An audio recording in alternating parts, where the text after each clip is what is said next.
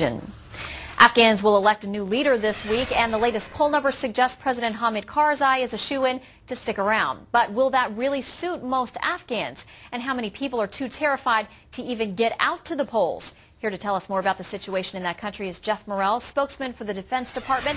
He joins us now live. Jeff, thank you for coming in today. Thanks for having me. A lot going on in Afghanistan. Let's talk about the recent upsurge in violence that we've seen there and how that could impact things this week. Well, it has clearly been a very difficult past couple of months, but not surprisingly so. We knew it would be.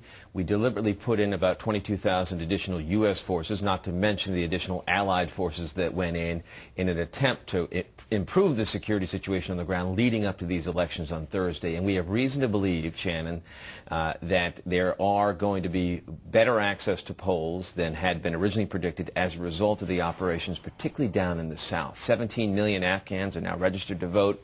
Originally, there was a great deal of concern about whether they would have access to polling places in the south. It looks like fewer than anticipated having to be closed because of the security situation are going to have to now be closed. Now, despite all of our preparations and other organizations that are involved in making sure it's safe, there's got to be a fear factor in that. We know leaflets are going out from the Taliban saying you could be a victim if you show up to vote. How about winning the war in the people's minds to actually get them to the polls? That's the key thing. No matter how secure the situation may be, and clearly it's still tenuous, it's whether or not the Afghan people believe it is safe enough to get to the polls.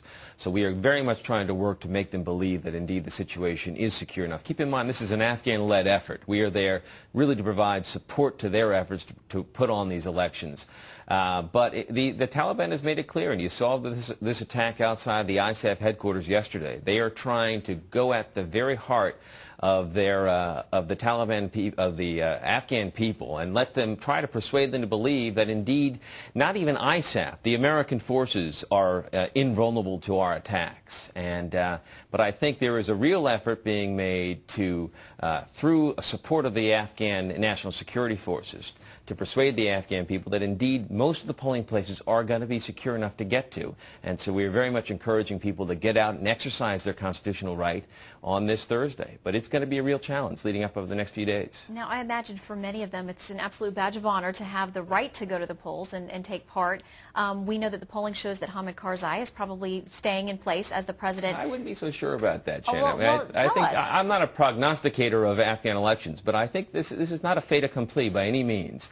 You've got 37, 39 candidates who are running for the presidency of Afghanistan, and I think we got to let this election take its course. Obviously, the U.S. is not backing any candidate in this election. We are there to try to help the Afghan people put on a free, credible, and fair election.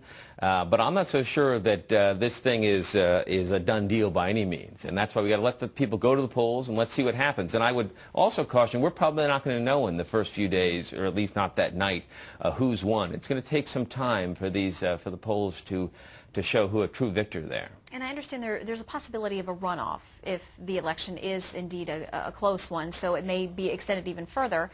Can you tell us any sense of what it will mean to the country whether he stays or goes as president? Well, I don't think we have an opinion on what it will mean to the country, but I think it will, if there is a runoff, if indeed no candidate gets more than 50% of the vote, it shows that there is a truly dynamic political system there on the ground. And you've seen it with despite all the violence on the ground lately, you've seen a real effort on the part of candidates to get out and campaign in a very much a Western-style campaigns with political consultants, one-on-one televised debates, posters, colors, and so forth.